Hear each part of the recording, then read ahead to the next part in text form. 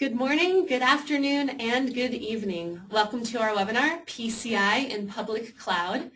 It might seem like magic, but yes, it can be done, and today we are going to share how we did it.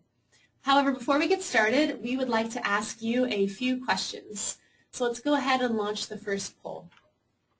First question, you should see this popping up on your screen now. Please select all that apply. Do you currently run a PCI-compliant environment? So if you do, just choose the one or ones that are applicable. We'll leave this open for a few more seconds. So the first option there would be around if you're running PCI compliant, traditional data center, not in the cloud, so that can be managed or private, and then the other four options are all cloud related. Leave this open for a few more seconds, give folks a chance to respond.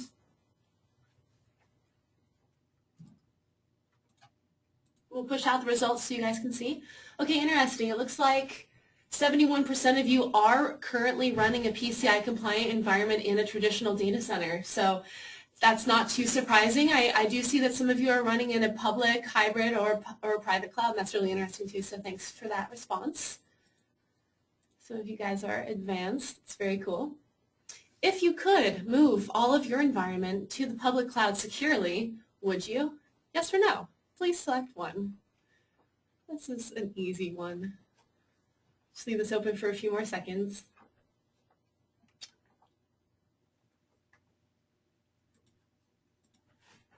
Okay, cool. Looks like 79% of you, yes, would move to the public cloud if you could do so securely. 21%, no. Maybe we'll be able to convince you after today. Got a couple more questions for you, and then we'll go on with the webinar. Thank you for your patience. What are your current thoughts on PCI and cloud? So please select the one that best applies to you. So this is kind of in an ascending order. So first option here, you believe PCI cannot be done in cloud. Second option, you think it can be done but only if it's in a private cloud. Third option, you think it can be done but only if it's in a hybrid cloud, and then that would be because you're retaining at least some of the physical assets. Fourth option, PCI can be done in any cloud, public, private, or hybrid. Or finally, you're not sure. Maybe that's why you're here. You'd like to learn. So let's leave this open for a few more seconds.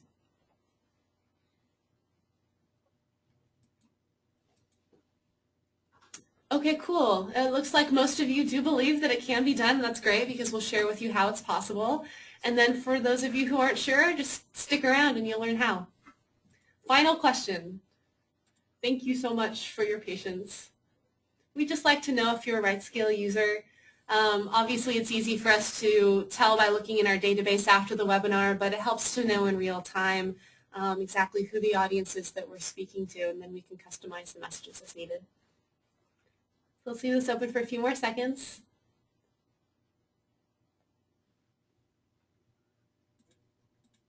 And it looks like most of you aren't, but there is a good portion who are. So, okay, great. Thank you so much for your patience through these 4 polls.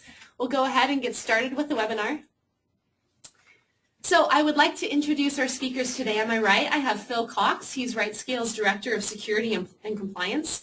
Phil is intimately familiar with navigating PCI requirements. In fact, he's currently on the PCI SSC Cloud Special Interest Group, and he had been on the virtualization SIG and also the scoping SIG. So he's a great resource for us today. And then on my left, I have Brian Adler, who's our Senior Professional Services Architect. Brian works with a lot of RightScale customers from small startups to large enterprises and works with them to bring their legacy or their new apps to any cloud or combo of clouds supported by RightScale. On our Q&A line, we have 2 folks from our sales engineering team. We have Ryan Geyer, who's a cloud solutions engineer. And we have Michael Curry, or I'm sorry, actually, you know what, last minute change, we didn't update the slide deck. We have Greg Goodwin, who's an account manager at RightScale. So one of the cool things about GoToWebinar is the questions section. So check it out in the GoToWebinar control panel. Just go ahead throughout the course of the webinar. If you have any questions, Ryan and Greg will be standing by to answer those for you. And for the ones that are more generally applicable to the webinar audience at large, Phil and Brian will be fielding those live. Also, a few of you submitted questions before the webinar, so we'll try to fit those in as well. So ask your questions early and often. And final reminder, you'll notice there's a RightScale hashtag, so Join the conversation on Twitter. Our community manager is monitoring this webinar and standing by, so if you have anything you'd like to say on Twitter, we'll be participating there as well. So with that, I'd like to hand it off to Phil. Thanks, Sarah. I appreciate it. So real quick, the agenda, a little bit about who am I and why am I speaking on this topic, a brief introduction to the PCI DSS for those that may not be familiar with it, some working premise that I have for our PCI environment here, some of the core foundations of PCI in the public cloud, things that are going to be critical to your success of being PCI compliant if you're utilizing a public cloud environment, and then kind of an overview of the 12 requirements and how they apply in public cloud and some specifics of how we went about meeting our compliance requirements. And hey guys, this is Brian Adler, and as Sarah mentioned, I'm in our professional services organization, and in that role I speak to a lot of customers, and many of them have questions regarding PCI. And whenever they do, I always point them to Phil. So you got the right guy here. A lot of this, basically all this content is going to be stuff that he's generated, and I'm going to be trying to moderate a lot of the questions, and also I'll sort of be interjecting some of the questions that I had as Phil and I went through this process and I looked at his content the first time. So as Sarah mentioned, please go ahead and enter those questions, and I'll be taking a look at those and passing off a few to Phil as we go through the webinar. Thanks, Brian. So real quick introduction. I've been doing security, information security for over 20 years. One of the reasons I feel qualified to speak on this specific issue is that I have been armpit deep in this PCI thing for the last 6 years. For the first 4.5 years, I was a QSA, and as Sarah said, I was on the virtualization and the scoping SIG and spent many hours, maybe even days, weeks, months, applying that. And then for the last 1.5 years, I've actually transitioned to the merchant role here at RightScale. So taking that standpoint of being on the virtualization SIG, the scoping SIG, and currently on the cloud SIG, knowing what it takes to do the audits as well as knowing what it takes to comply as a merchant, I think gives me a certain perspective that many people may not have. So as a QSA and SIG member, I developed a detailed understanding of the PCI DSS as it's written, and really one of the things that I want to, I guess, elaborate on or make sure is the DSS is about protecting cardholder data. That's its total objective. So keep that in mind at a 50,000-foot level when we're walking through the cloud. Remember, protecting that cardholder data and in particular the primary account number. And then the reality is as a merchant, right, implementing in a public cloud, because that's what we do, is something that that I've had to walk through. So with that, I want to cover some basics for those that may not be familiar with the payment card industry data security standard, from now on referred to as the PCI DSS or the DSS. Card brands wanted consistency. Think of the 5 major card brands: MasterCard, Visa, Discover, American Express, JCB, wanted some consistency to be able to protect the card data. They formed the Payment Card Industry Security Standards Council, and the council came up with the data security standard, which really had 12 top-level requirements that we'll detail. The link in the document is points to getting started with that on the Security Standards Council. And each of the card brands have these validation requirements, which I'll talk a little bit more about. The one thing I want to, I guess, elaborate on or make sure that we set the ground rule is that PCI DSS only applies if the primary account number is stored, processed, or transmitted. Verbatim from the PCI, it says the primary account number is the defining factor for applicability of PCI DSS. PCI DSS requirements are applicable if the primary account number is stored, processed, or transmitted. If the PAN is not stored, processed, or transmitted, PCI DSS requirements do not apply. Something going off in your head right now should say, well, then if I don't have the PAN, I don't have to worry about things. And that is a key element in what we're going to talk about and designing the application and moving forward. So just keep that there, back of your mind. No PAN, no PCI DSS. Second, is the aspect of validation. And I think there's a huge confusion between validation and compliance. everyone who stores, processes, or transmits, effectively, if you're accepting credit cards or doing something like that with payment cards, you have to be 100% compliant 100% of the time. Whether you're somebody that processes 1 billion cards a day or 1 card a year, you still have the same compliance requirements, right? Depending on the card brand, MasterCard, Visa, Discover, American Express, JCB, you will have different validation requirements based on the type of user you are, whether you're a merchant or a service provider, the number of transactions, and the type of those transactions. Are they electronic? Are they hard, like mail order, telephone order, right? And the combination of the brand, your role in the payment flow, number of transactions, and the type will determine what type of validation requirements you have. There are 4 levels for validation. There's a level 1, 2, 3, and 4, which kind of makes sense. Basically, think of level 1s as needing an external assessment. It's typically a QSA, while there's this new thing called an internal security assessor. For the most part, it's a third party that comes in and does the assessment. Levels 2, 3, and 4, you get away with something called a self-assessment questionnaire. You get to do it yourself. And it's beyond the scope of this presentation or this webinar to actually talk about those. Go to the card brand site, find out what it is. But that is key to understanding. You have to be 100% compliant all the time, but how you validate that compliant is different based on those rules. And Phil, let me jump in here real quick. As we all know, technology is full of acronym soup, and just so some folks out there are a little familiar with PAN, can you describe in detail, sort of the acronym PAN itself, and then go in a little more detail about exactly what that means? We had a couple of webinar attendees were asking about that. Yeah, the PAN is it's an acronym for primary account number. It's that 16-digit number you see on the front of your card.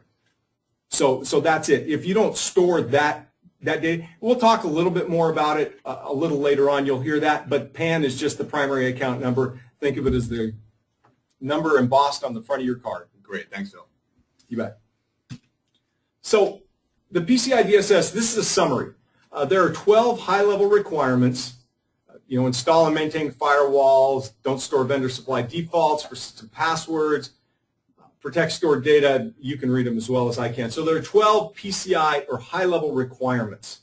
And those requirements are grouped logically into goals, right? Goals of what the PCI Security Council and the card brands and everybody want to do. Build and maintain secure networks, protect the data, manage the systems that they're on, strong access control, monitor and test, governance. So those things are important. Those 12 high-level requirements also get broken down into, I believe it's 235 or 237 specific requirements within the PCI DSS. But these are the 12 top ones as the way we go forward. So what's the big deal, right? PCI and public cloud. Why are we even having this webinar? Why is the discussion there? PCI has been around for a long time. Compliance has been, people have had to deal with this for years.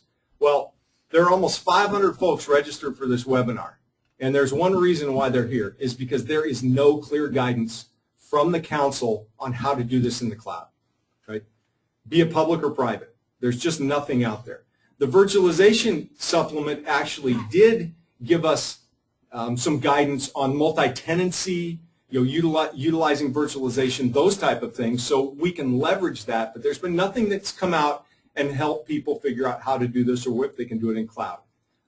So right now, until the Cloud SIG, the Cloud Special Interest Group, comes out with the official Security Council guidance on this, we're left to interpret based on the DSS, the navigating the PCI document, and what came out in the virtualization supplement.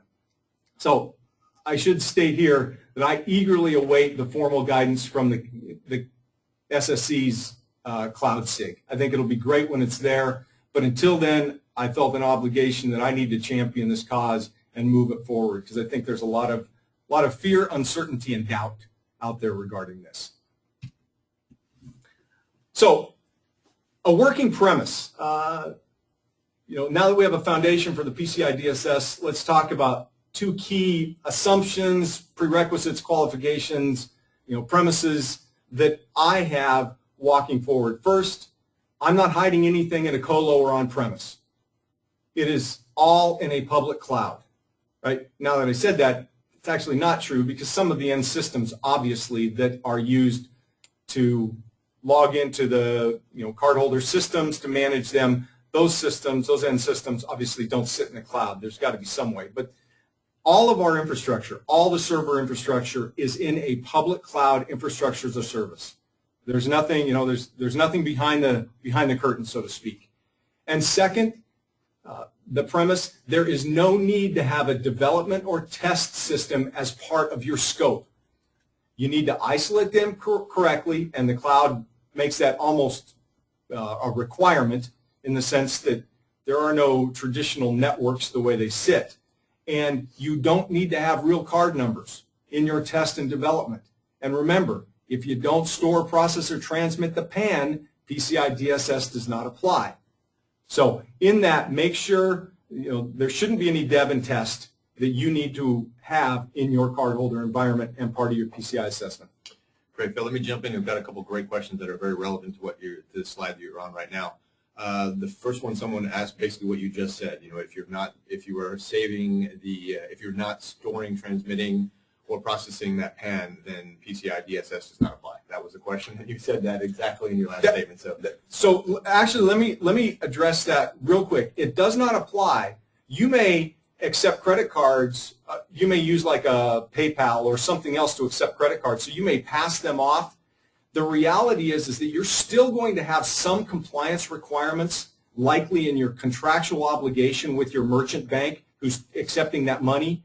But what it's going to boil down to, in effect, is that you're managing that relationship with whoever is processing that correctly. We'll talk more about that later. So it's not that you don't have to be compliant, because you do. It's just the mechanism by which you just won't have any systems, per se, that fall into that. It all gets down to governance. Great. Let me jump in with one more question here that's relevant before we move on to the next slide, and that is the attendee asks, my company is a prepaid debit card provider, and they say that they partner with other organizations for most work, but they do take and use PAN in their processing. Does PCI apply to us as well in the same way? Yes. So when you say cardholder data, they're not just credit cards. It's debit cards, all sorts of other ATMs, everything like that, prepaid debit cards, all of that applies. Really, the way I kind of think about it mentally is if I've got 16 digits, right, and I can put it in a credit card or debit field, it applies. So hopefully that answers the question for that. But yeah, this would apply to you. Great. And then one of the other questions was, does it apply to debit cards? So thank you for go ahead and answering that one as well. So perfect. Great. All right. Great. So let's move on. So we've talked a little bit about who I am and why I think I'm qualified for this. Secondly, the PCI DSS, hopefully you've got at least a little bit of a background on that. And now talk about some foundation, and this is probably, from my standpoint, the most important part of this webinar. Right? With the basic premise, we'll cover 4 key foundational items that you need to deal with if you want to be able to do this right. These range from conceptual items to actual implementation thoughts. So I encourage you to think about the objective and maybe not the specific words that I actually say. Understanding the concepts is much more important than the specific detail. If you get the concepts, the details will follow. And with that, so focus your public cloud provider. The gist of this page is that the part of your compliance relies on the compliance of your provider. And you have 2 ways to really prove that. One is that provider can be on a list of approved service providers. And in reality, what that means today is that they've completed that level 1 validation. If you go back, level 1, they've probably got an external assessor to evaluate them against the PCI DSS. So they're on this list of approved service providers. Or the provider needs to be willing to prove that they meet those requirements to you at a level you're satisfied with. Again, your compliance is on your shoulders. You can't look at somebody and you can't give somebody else your compliance requirements. So even though they're on the list or they're not on the list, you still have some obligation of having done due diligence to make sure that they're acceptable. And those levels, obviously, it's kind of risk assessment. Those will vary at some level. Note that in the letter of the law, you would just need to perform due diligence on those that are listed, right? But it really means that if they are listed, it doesn't mean that you can just check a box. So just that's important. Understand that there may not be a significant win for certain situations of using a listed provider over a non-listed provider if the non-listed provider is actually much more transparent and you can get a better understanding of how they, of their protection of that data. So just, again, keep that concept in mind. Nextly, second bullet on there is really the contractual obligations that you have when you share cardholder data with somebody. It should be, part of the contract. You've got to have somewhere in a contract with them that if you share cardholder data with them, that they'll protect it at a level that they need to. Great. Phil, this is Brian. Let me jump in again. We're getting a bunch of great questions, and they seem sort of relevant to the topic you're on right now. There's two. The first one is very basic. What about PCI and PaaS clouds? But the second one goes in a little more detail, same concept. But how does the use of a PaaS platform like Windows, Azure PaaS impact PCI compliance? Because not everybody out there is using the infrastructure as a service. Yeah, so great question. I tend to be focused on this mostly because the blog, we use infrastructure as a service, so that's the way I look at it. In the same way, if I was using a PaaS, let's say I was writing a payment application and leveraging Windows Azure, their database service or anything like that. Anything that cloud provider provides for me up to the database would have to meet those, the PCI DSS. So let's take Microsoft as an example. Microsoft would have to have had some type of assessment that says, oh, our Azure platform as a service, this service, the database service, and this one are PCI compliant. And how would they do that? They'd either be on the list of approved service providers, or they would have some level of transparency that could show you that. So PaaS is really no different. Again, conceptually, they just have to prove to you to a level that you are comfortable with that they're meeting the compliance. So hopefully that kind of answers that question. Sure, that's great. And there's another one here I think is relevant as well. And they say, without being able to physically access a server that is part of your cloud environment, can you ever truly be PCI compliant? Absolutely. So that is the cloud. How do you do that? You have to validate that the provider that you have. I'll use Amazon as an example, and I'm kind of getting the cart before the horse. They've went through a level 1 service provider. They've got those things. I believe it was, actually I don't even remember the QSA who did it off the top of my head. But they had a QSA go in and validate that stuff. So they've got their report on compliance.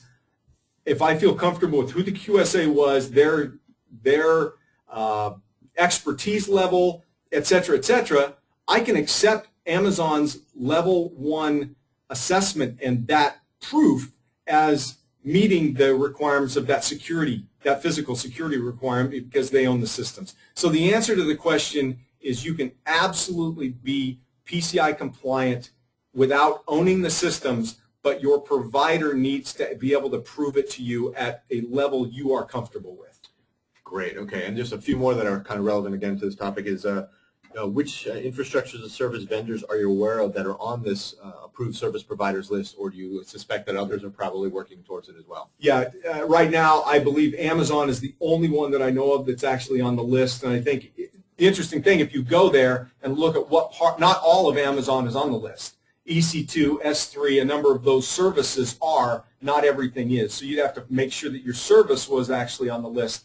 I'd be very surprised if Google, Microsoft, I know a number of our other cloud providers, LogicWorks, SoftLayer, DataPipe, so on and so forth, are working to this. So people are going down. It's just a matter of time until everybody has it. Great. Okay. And then just one more before I let you continue on. Folks are asking about, you mentioned level 2 here on the slide, but I've also heard you mention level 1 in some of your discussions. And one of our attendees asks, is it possible to get PCI compliance in the cloud for PCI merchant level 4? Can you talk a little bit, I know there's a lot of detail between 1 through 4, but can you go in a little bit more detail between those levels? Yeah, absolutely. Again, the compliance it doesn't matter. I could be a level 1 and be compliant in the cloud.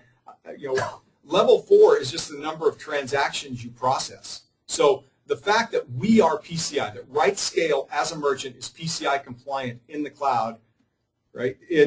I think we may be I don't actually remember what level we are. We're either level 2 or 3, but it doesn't matter. Our compliance, it would just mean that you would process less card numbers than us. So the answer to that question simply is yes. Level 4, level 1, 2, 3, or 4 can all be PCI compliant. And I think I actually kind of want to move on to the little bit more of the web content, because I think that concept, you'll understand it a little bit better. So with that, the next thing, so you've got to get a cloud provider you're comfortable with. The next thing is if you're going to use an external assessor, either for a level 1 or just as a trusted confidant, right, they need to understand cloud. There are way too many people who don't, QSAs that are very qualified for PCI DSS but do not understand cloud technology, and they make the wrong conclusions based on the technology. So make sure that you use a qualified external party that knows cloud and knows the PCI DSS, right? You've got to get that combination of the two, right? If you don't want to use an external auditor, then you better have somebody internally that has that same kind of cross-sectional expertise in PCI and cloud. If you don't, right, you're gonna run into a lot of problems if you don't deal with this slide correctly, or this concept. And Phil, do you have a QSA organizations that you can I don't want to put you on the spot here, but do you have QSA organizations that you can recommend to our customers and our attendees offline for folks that maybe don't have that pre-existing relationship or don't have that in-house expertise? Yeah, maybe what we'll do is we'll send that in through the in the follow-up email that goes out. Because there are some, just as a general rule, if you have a cloud provider that's been through an assessment, ask them who did it. Because you're going to get, obviously, somebody that understands cloud and somebody that understands PCI DSS. So that's a great rule of thumb. But, yeah, we'll send that out in the other information. Great. Thank you, Phil. Yep. So now probably the most critical part of being PCI compliant in the cloud is this. Your design is key. If you don't design your application and how you handle this data, you're hosed, right, to put it bluntly. But that goes for any environment, not just the cloud. It just seems to be exacerbated in the cloud. So your ability to achieve PCI compliance is primarily based on how much forethought you give to the application. It's from my perspective and where I sit, most providers and every cloud-based operating system that actually is running out there in production can be made PCI compliant. You can't say the same for applications. If people write crappy applications, you're not going to be able to meet the PCI DSS requirements. So with that, I want you to ask yourself 3 questions. Actually, there's kind of more than 3, but 3 main questions. What data am I storing? Why am I storing it? And can I get away without it? That is probably the key. Remember, you don't store, process, or transmit the PAN. PCI DSS doesn't require. If you don't store it, it makes life a lot easier. So what am I storing and why? And can I get away without it? And most people can. They just haven't thought about it. Second is, do I know the communication flow of the application, and can I restrict that? Do I know what systems need to talk to what other systems over what ports and what protocols? And can I limit that with firewalls as effectively and protect that if it goes over public networks? So real key to that, you can't just throw systems up and hope that they work. And number 3 is, am I using well-known, publicly vetted crypto standards? As a QSA, if I was talking to anybody, and this just goes for general security, if somebody tells me they have a homegrown crypto algorithm or homegrown crypto, that's a huge red flag. Don't do it. Your crypto is flawed. If it hasn't been publicly vetted, you shouldn't be using it, period. So those 3 things, if you do those, ask those 3 things and focus your application design on those, you're going to be a whole lot better off. So with that, let's delve into this a little bit more. So here's the guidelines that I have to ensure the application is securable from a PCI perspective. Note on the not storing the PAN, right? So don't store the PAN if you don't need it. Obviously, I think I've hammered that into the ground, right? If you are going to store the PAN, then design a crypto algorithm or mechanism, more importantly, the key management of the database or somewhere that's critical. This, again, is not really a cloud thing. It applies just as much in a hosted environment or anything else. But one thing I want to delve into a little bit on is not storing the PAN. Most people, at least in my experience, the reason they have the PAN is for trackability or reporting, some other mechanism. Because if you need it for recurring billing, your payment provider, your payment processor has mechanisms to do that. You don't need the PAN to do that. There are some reasons why you need to, but and that's where the encryption comes in. So as far as the PCI DSS goes, not storing the PAN, the way you can protect it, if you want to say that, you can hash it, like using a SHA. You can truncate it. You can use index and tokens, or lastly, obviously, you can use encryption with strong encryption with good key management. So you have the options to encryption. As a matter of fact, encryption and key management is the hardest one to get right in my experience. And I want to reiterate, it has been my experience that most people do not need to keep the PAN. They don't need to store it, but they do because they just haven't thought about it. This is the most critical decision you will make, and it directly affects your ability and the ease at which you can become PCI compliant. And Phil, like you said, we've talked about the PAN quite a bit, but there's one more question here regarding it that I think is probably useful. And this attendee asks, what about users' bank login credentials, their username and password? Are those considered PAN? And if those pass through our servers, do we have PCI compliance issues? So the answer to that question is no. The PAN is the 16-digit number. It really is, don't overthink it. If I can use something to get to the PAN, it doesn't apply. Now, those usernames and credentials, whoever they've stored the PAN with, now they've got some PCI requirements. But no, the PAN is just the 16-digit number. It may seem, right, that is too simplistic, but it really is that. Now, let me say that there's this stuff called sensitive cardholder data, right, like the CVSS, number of other information that there are requirements to as well. But if you don't have the PAN, right, that is the telltale item that is critical. So if you don't need it, don't store it. That's really it. If you need it for tracking or some type of logging, or you think something like that, truncate it. You can keep first 6, last 4. Hash it. There's a lot of easy ways to make sure that you've got it. Just not storing it is a great thing. So moving on, application guidelines. So don't keep it if you don't have to. If you have to, try and either truncate it, hash it, or index it, and lastly, encrypt it if you actually need to be able to get access to the PAN afterwards. Third is terminate SSL and TLS. It's protect the data in transit is what it is over public networks. The reason I bring this one up is because given like Amazon or somebody else that have private networks, you don't have to encrypt the data across those private networks. So now a lot of people are this is going to raise hairs on the back of probably most of the attendees' neck.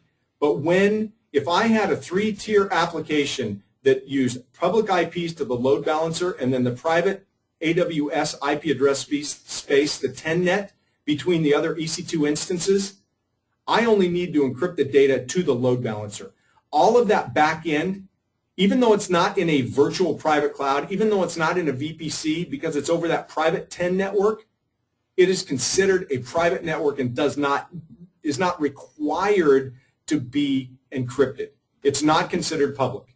Doesn't mean you can't, doesn't mean you shouldn't, but it's not required from a compliance standpoint. And as a matter of fact, part of AWS's assessment was to validate that. So why can I make that statement? Because Amazon had their QSA validate that does meet the requirements of the private network, of a non-public network, I should say. And then fourth, validate all user input. Right? The biggest problem with web applications don't have anything to do with cloud or where they sit. It's the fact that people don't validate input and they're vulnerable to SQL injection or other things. Right? This is the main intrusion vector. When everybody gets hacked, it's because they wrote crappy code. So validate user input. So yep, that's pretty much it. Protect the data in transit and at rest if you need it, and test for bad code. Really, it's not rocket science. If you did those things, you're probably 95% of the way to being PCI compliant in any environment, be it public cloud or not. So you got your provider, you got your assessor, you've designed your application, great. The next thing that you have to do is protect the systems, right? Is harden them. So it's really about deploying secure systems. And from where I stand, it should be no different than any other system you deploy. It should be built securely. The one advantage to the cloud, especially with PCI DSS, is that it helps you meet the one system, one service rule. You know, you can bring up 1 billion instances all running one service. You may or may not want to do that, obviously, but you can do that. So there are some things in the cloud that actually help you with this. So protecting the systems, one thing I want to do, I want to shout out to Cloud Passage in terms of an implementation. We actually use them to help meet some of our PCI DSS requirements. So in our systems that run in the cloud, we use Cloud Passage Halo as a mechanism by which to do a lot of the security-related compliance validation, I guess runtime validation on those systems. So we use RightScale. I use RightScale to deploy them securely each and every time. Right? It's that, you know, that gold build, so to speak, but the way RightScale Server Templates and RightScripts and Chef recipes work, I'm guaranteed that that system's deployed correctly, and then I use Cloud Passage basically as my little, instance cop to make sure things don't change and to make sure things are going right on the box itself. So I recommend using Public Cloud Management Solution as, you know, trying to do this by hand is error prone. If you're trying to build instances by yourself and run them up and do things, you're going to make mistakes. You know, use something, and obviously I work for RightScale. I think we're best of breed. Use something like a RightScale or a cloud management solution to deploy those systems, and then something like a Cloud Passage to keep that thing. Great, Phil. Let me just interrupt with one other question here. It's had a couple questions regarding firewalls in particular. And as most folks out there probably know, is that the standard Amazon EC2 security groups only prevent ingress. There's only ingress filtering, not egress. The VPC ones are a little bit different. But when you talk about firewalls and you want to be able to handle both ingress and egress, how would you recommend doing that in, you know, A, AWS, and then B, any other public cloud? Okay, yeah, great question. Probably should have addressed that. So given the current, I guess, kind of networking immaturity in cloud, really the only way to address that today is host-based firewalls. Now, obviously, if you go to a VPC or something, you may be able to implement some type of gateway where you do that firewalls. But in my stance where we talked about it, we are pure public, right? There is no virtual private clouds, anything like that. It's host-based firewalls. So on Windows, it would be, you know, the Windows firewall managing that, and on, you know, on Linux-based systems, it's IP tables. And another shout out to Cloud Passage, although we don't specifically use it to manage the firewall rules. They do have one of the functions of the Cloud Passage Halo daemon will actually manage those host-based rules, so that does end up being an advantage for some people with a separation of duty. So again, Cloud Passage can't give them a big enough kind of prop on how they've helped us meet this. So you've got your provider, you've got your assessor, you've designed your applications, and now you've got systems that are hard. This is just real quick. This is more of a helpful hint and is really not cloud specific. This has probably been one of the most frustrating parts of PCI compliant. At least for me, it's now easier with the Open PCI Scoping Toolkit. Just real quickly, there was about 50 of us that were working on this that would be arguably the experts on PCI in the field. And we're talking from QSAs to merchants to service providers to even card brands, right? It is not, and I repeat, is not endorsed by the PCI SSC, but since there is no guidance, there is no alternative to this for the tough questions, this is what I use. And so with that, get it there. And just real quickly, this kind of a decision tree. It just helps you determine what systems, and more so than what systems, helps you figure out what part and which requirements of the PCI DSS you should evaluate for those type of systems. So for all of you who are wondering, is that Windows workstation that's part of my Active Directory, because my Active Directory has accounts that are in my PCR cardholder data environment? Guess what? Scoping Toolkit will give you what experts think the answer to that is. So just highly recommend you go grab that thing. And yes, I'm an author of it, so myself, Gene Kim, and a boatload of other people who, because of some contractual obligations, cannot be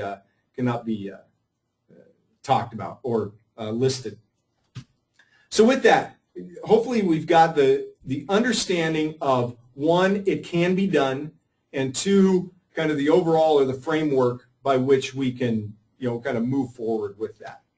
And now, real quick, we're going to go through a snapshot of the cloud, and then we're going to actually walk through each of the requirements. And I'm probably going to go a little quick because I think we're running a little bit short on time.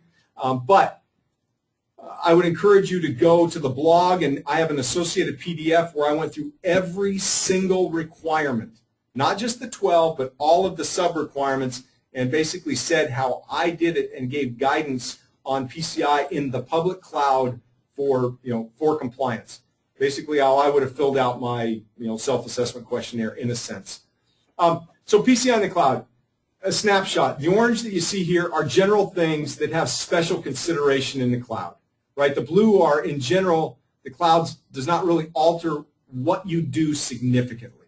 So, with that, we'll kind of move on.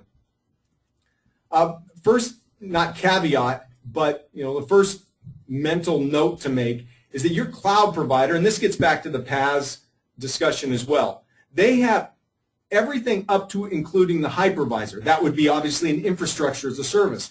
If you're a platform as a service, then your cloud provider would be responsible for everything up to the platform. If it's a software as a service, they would be everything up to the software. So I'm dealing specifically with infrastructure as a service, so modify it as you will. So the cloud provider, everything up to the hypervisor and all physical aspects, right, of the remote systems that are there. Obviously, I have to deal with the laptops and desktops that we use. Phil, I just want to jump in here real quick and mention that a couple people have been asking about the URL mentioned on slide 16, which is the one you use for helping determine the scoping toolkit, basically. Yes. I just want to point out that we'll be sending that out in a follow-up email. Everyone will have access to that after the webinar. So if you didn't catch it on Phil's slide 16, you can catch it later afterwards. Yeah, great, thanks. And I have my obligatory, right? It shouldn't be, and it won't be a clickable link, right, when it goes out, because you shouldn't be clicking on links from untrusted stuff. It's just a pet peeve, but I'm just gonna make that statement there. So you just cut and paste it in the browser or do a Google search for IT Revolution, Gene Kim, PCI Scoping Toolkit, Phil, whatever. So with that, so cloud provider responsibility is where it sits. Requirement 1 for firewalls, right? The biggest issue here is the networking maturity, right? It's just a different way of doing things. The host-based, obviously the host-based firewalls, a lot of people may not be used to that. And if you use a virtual private cloud or something like that, it may be a little different. But, in my environment, everything is, in reality right now, all of our PCI stuff sits in AWS General. So look at that. The third bullet point here is review and audit regularly to make sure the design and implementation haven't changed. The nice aspect about the cloud is that this whole automation part, making sure systems come up and have the firewalls, firewall rules applied, making sure that that is there. That part of a RightScale or cloud management solutions is deploying those should make that much, much easier. And then like a cloud passage to just keep that validation there. Second, requirement 2 talks about, vendor defaults. And really we're talking about credential defaults, things that can be used to, really think about how, if I need to change this, because if a hacker read an install or setup guide, they could break into my system. That's a great kind of demarcation to think about it. Again, the cloud typically helps this because it's very hard. I mean, some people can. You could go grab an image and just launch it in a cloud, but for the most part, right, you have to think about things. You have to design these systems. You can't grab the Red Hat CD, throw it in, and have it boot up and have a completely insecure system. So I think the cloud helps this because of it's part of its DNA. So, change the defaults. Obviously, I use RightScale Server Templates as a great way to enforce this and know that, it's there, as well as give me version control and a number of other things from the governance standpoint. Requirement 3, and we've talked probably ad nauseum about this, is protecting cardholder data. Really, don't store what you don't need. Select one of the 3 other than encryption. If you don't need the PAN, otherwise select good crypto, proper key management. For non-database encryption, we'll talk a little bit about it. Third parties like Trend Micro Secure Cloud, some other non-OS specific disk encryption, file-based encryption, those type of things work well. Again, not really a cloud issue here. Many same concerns in a managed hosting environment, those type of things, but just realize that it's there. You need to protect the data if you store it, and there are a couple of mechanisms to do that, and I'll cover those next. So this is my stored PAN tangent, right, which is kind of an interesting little thing. If you use file or column level data, like file level encryption or column level database encryption, you're golden. As long as it's obviously good key management, those type of things, right? And it's got to be based on public key crypto. Or if you do something like that in your application, you're good. If you use disk level encryption to meet the encryption requirements of a PCI DSS, right, it can't be directly associated with the operating system. So, for example, it is my understanding that you could not use BitLocker as a disk encryption mechanism to meet PCI DSS because it's built in, it's part of the operating system, where something like a Trend Micro Secure Cloud is a solution that you could use. So this is where you need that QSA. You need somebody that knows your technology and what you're planning on. I can't kind of talk to every scenario. I'd be more than happy, in any questions or something later to address it. But disk level encryption, you need to have the right tool. Otherwise, do it in the app, which is probably the best place to do it anyway. For most of us, the other key, and I haven't talked about it, is when you display. If you display the primary account number, it needs to be masked. It means you can't display the thing. There are some exceptions to this, but for the most part, you just need to mask it. And again, the biggest problem with this is typically people either have poor crypto or their key management is terrible. Make sure you deal with both of those correctly, and it becomes a much smoother road.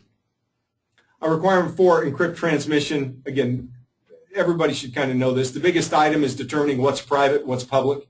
Talked a little bit about, from a network standpoint, talked a little bit about Amazon, so think about that, figuring it out. Requirement 5, antivirus and malware, not really cloud specific, right? The one thing is your management solution needs to be able to deploy this. Think about licensing of these as well. Servers come and go more frequently, so you need to make sure that the system's working. Hence, a RightScale or something like that to make sure that that's happening is a great benefit. Again, nice aspect of this is part of the cloud DNA. I just really do think it makes it easier because it's part of what you're just used to doing. Not AV and malware, but just deploying systems properly. Number 6, development and sysadmin. It's really about securing the systems. We talked about that. We talked about how we need to develop our app, right? What it needs to look like, how we need to harden our systems. Again, part of the DNA as the way I look at it. So because we do what we do, it's much easier for me to meet the PCI DSS requirements in our PCI validation. Number 7, restrict user access, restrict access and users. The biggest issue with this is trying to make sure that you have the right user accounts and restricted users on the systems. You have to enforce this on every system. Again, gets back to how do you do that? Well, for me, I use role-based access control and server template features of RightScale to say, hey, with this role, you can access the system. You can launch a system, but you actually can't log into it.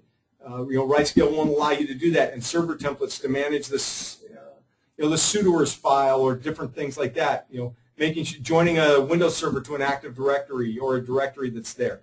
So making sure that your cloud management solution deploys that correctly is key. Obviously, I use a combination of RightScale, policies, and doing regular audits to make sure that these requirements are met. You can choose any method that that works for you. And if you're in a hosted environment, you should be doing the same stuff anyway.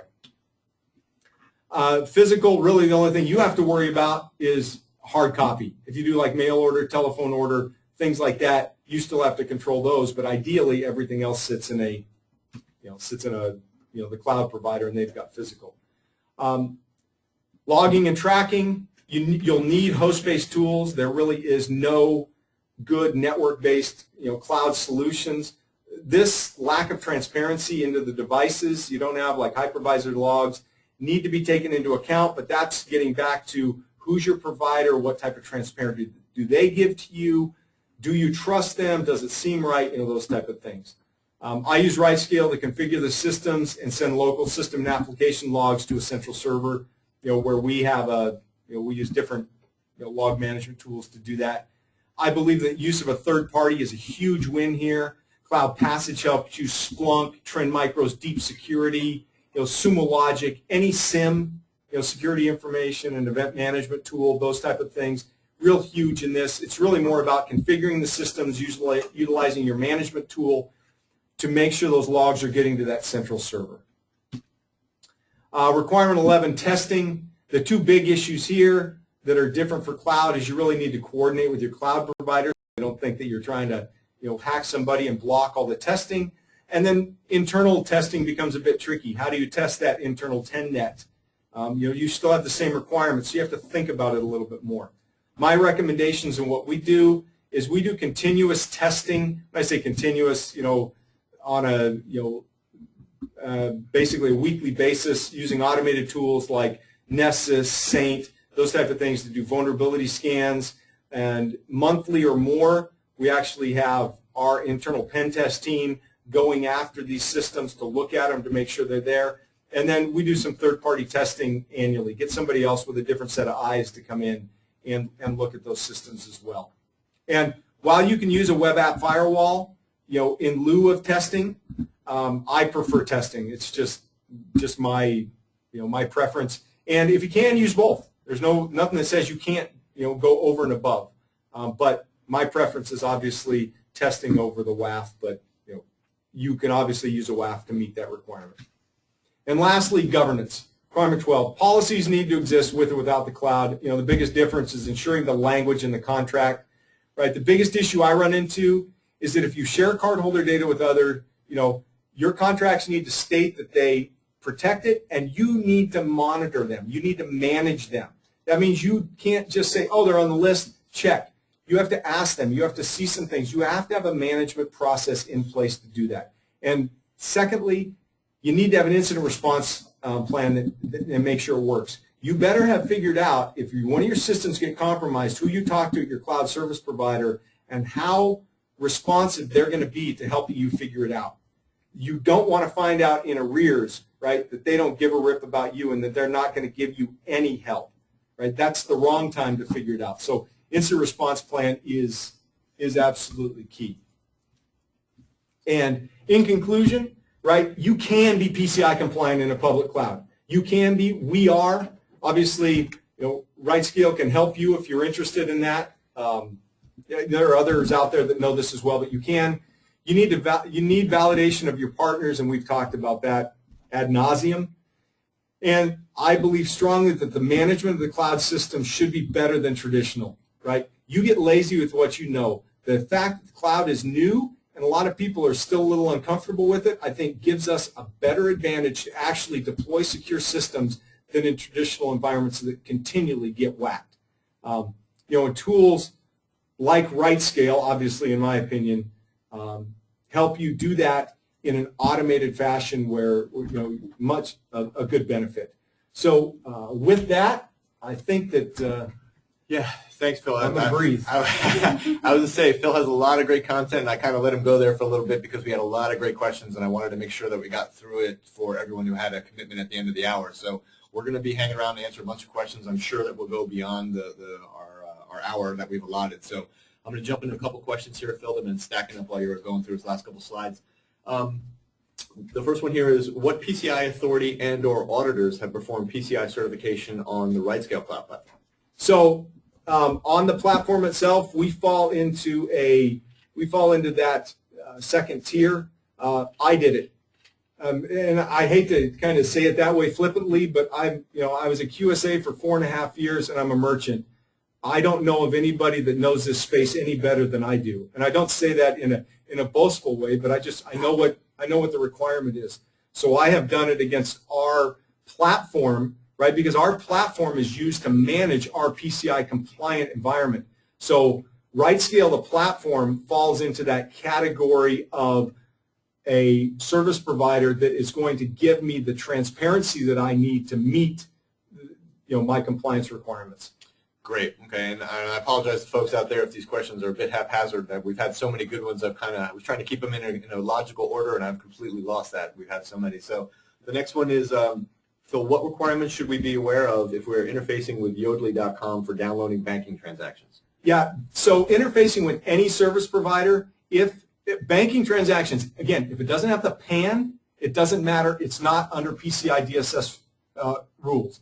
If there's the PAN, if you're talking about the primary account number, then they would just be a service provider that you manage. You'd have to have contractual obligation with them that they have to protect it in accordance with the PCI DSS, and somehow you'd have to be managing them. Okay, great. And obviously pass it securely, right, like over SSL or something in that manner. Right. Another one that came in was actually came in before the webinar as well. Can HIPAA or PHI, patient health information, can that data be served from the cloud? So HIPAA, or electronically protected healthcare information, can be served from the cloud. The only caveat to that is that the cloud provider needs to be able to be willing to sign a business associate agreement. And right now, I only know of one of them that will do that, and that's Microsoft. So the answer to that is yes. I think others will follow, but it's that BAA that's critical and kind of been the showstopper so far. Great, thanks. And then a couple questions that came in after you initially talked about sort of your first three assumptions, and you're talking just about the production environment and not the dev environment. We did have a couple questions come in regarding dev. And the first one is, can test card data exist in that production environment? Sure. It's just, if it's, the reality is there's no way you're going to know what a test card is and what a non-test card is. So if you put it in production, you better just protect it like it's a real card. Got it. And then a similar one is regarding test environments. If the data is de-identified and scrambled, does that fulfill the requirements? So de-identified, scrambled, you can use whatever term you want. If it's, right, if it is not a PAN, right, if it's not recoverable, if you can't get it, then that's fine. The reality is that you better make sure that it is not, that the primary account number cannot be reversed from whatever you've done. If you use an encryption thing or a hash, so the answer to that is yes, it can be, because then it's no longer cardholder data if it's gone. Easiest way, use those test accounts. Don't use real PANs. Great. And then this question came in when you were talking about just the requirement for SSL termination at the load balancer, and for example, on AWS being able to do the rest of the traffic on that 10-dot network. Someone came in and said, what about EC2 setups where mid-tier and back-end machines have external EIPs? So if those mid-tiers, it's where the payment processes, where the payment flow is. So if you're passing the card from the, to the mid-tier over that private interface, then it doesn't have to be encrypted. Now, if it's got an external interface, an EIP, then it's going to come into play in your testing and your penetration testing and things like that. As long as you don't pass that primary account number over that public interface, right, if it's through that 10-net, then it's still considered a private network. Think about it like if they were all connected via a hub on that other NIC, on a NIC that's there. So, okay, great. And this again was related to the fire and that whole section on firewalls and the internal traffic as well. Doesn't the current version of the DSS require application-aware firewalls? I'm not aware of IP tables being application-aware. So the answer to that question is not that I know of. They have to be stateful, which means that they have to know the difference between a SYN, a SYNAC, and an ACK and a FIN, or really a SYN and a SYNAC. So no, I don't believe that is the case. They do not have to be application-aware. Where I think maybe you might be getting confused with is like the web application firewall and using that in lieu of actual penetration testing. But no, the firewalls, the only requirement is they are stateful. Great. And then this question, I want to make sure I have the context. It's a little bit long, and I reread it. I want to make sure I have the context correct, but I'm going to add a few words here. But what if a web developer develops a form for collecting bank credentials and passes the credentials to a third-party service, which they believe to be PCI compliant? Does the first app have a concern for PCI compliance if it does not plan to store the PAN nor the bank credential? Well, so again, who gets the PAN? That's the thing. If you've got a username and a password that you're going to pass to, to some other app that is going to log somebody in, and then the user is going to interact directly with them, what I would say is you're going to have some compliance. If you get paid for it, you're going to have some compliance requirements. It may just be that governance contractual. If you're not taking a hold of the PAN in either store, process, or transmit, then the PCI DSS from a system standpoint is not going to apply. So hopefully that answers, I'm hoping that answers the question, but if you're just talking bank credentials, username and password, then PCI DSS doesn't apply. Okay, great. And then this question I believe came in when you were talking about the approved service providers and folks that have either done that or in the process of doing that. It says, does that imply that your QSA therefore has to be working with that cloud service provider and other partners' QSAs? And does this make validation simpler or more complex? It doesn't apply. You don't have to. You can go get a QSA that's never even seen a cloud and has never done an assessment. If they're a QSA, you can use them. My recommendation there was more about you want to make sure that intersection of detailed PCI DSS understanding, compliance understanding, and cloud technology understanding, the intersection of that is not going to be every QSA. So if you want to make your life easier, find somebody who meets that intersection. But no, you can use any QSA, and they don't have to work with anybody else. Great. And then I could give my own answer to this one. It would be Phil is always bugging us, but I'll let you give your answer. And that is, do the local systems and workstations at our company fall under scope for needing antivirus in order to become compliant in the cloud? Or do any considerations need to be made about the office workstations that are to be used to access cloud servers that are storing and or transmitting that credit card data? So the answer to that question is yes, they meet. If there is a system that's used to access, and for us, really in this sense, it really is just system administrators that go in. There's also, so interesting, I'm going to actually tangent this a little bit. We have two types of systems that fall into our PCI DSS compliance. One is the way we actually get to where some cardholder data is stored at a service provider that we have.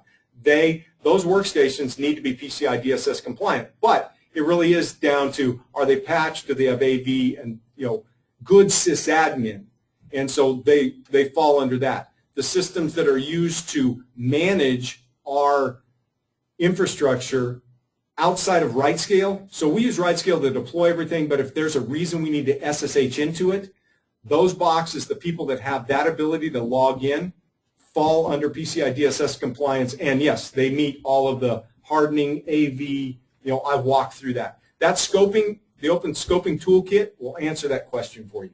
Great. And then this one is, in your experience, how acceptable are configuration management settings and policies? They mentioned CF Engine, which I'm not intimately familiar with, but I think it's probably similar to server templates and whatnot, as evidence of PCI compliance during an assessment or audit. Yeah, something like CF Engine, shout out to Mark Burgess. I remember years ago watching him present that at Usenix. So, yeah, CF Engine, Chef, Puppet, RightScale. It all depends from a standpoint of configuration. That's good. What you need to have in that realm is you need to make sure that you've got some type of repo where you can go back to show, hey, these were the changes, right? There's got to be that change control. There's got to be kind of that chain of evidence that shows I went from here to here.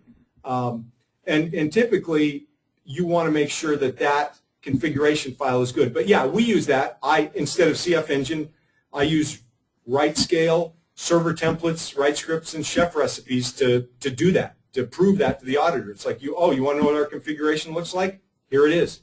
So yeah, and again, that's a benefit of the cloud where a lot of other people may have done it by hand with traditional systems. Great, thanks, Phil. And I see that we're beyond our hour, but folks are still hanging around. I can see the attendee list, so we'll just keep forging ahead.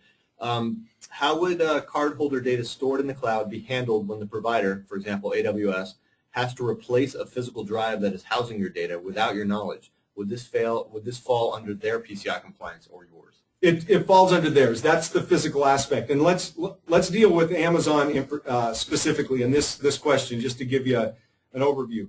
So one of the things is the way that they map their drives and all of that mapping within their environment. There is really no. Theoretically, you could get data off of that disk, but again, so the disk is there. It's got to be truncated, right? It falls under the stored securely. But for that disk, there's really no way to find out what information's on there, and that's where the encryption part would come in. But the short answer is it falls under their compliance, and that's what their QSA and their audit looked at, was making sure that that does comply, that the way they manage and destroy those disks meets the PCI DSS. Great, okay. And we've had a couple questions, or a couple of folks asking about recommendations and things, in particular for antivirus. This one asked about CentOS, but we've had folks asking about others.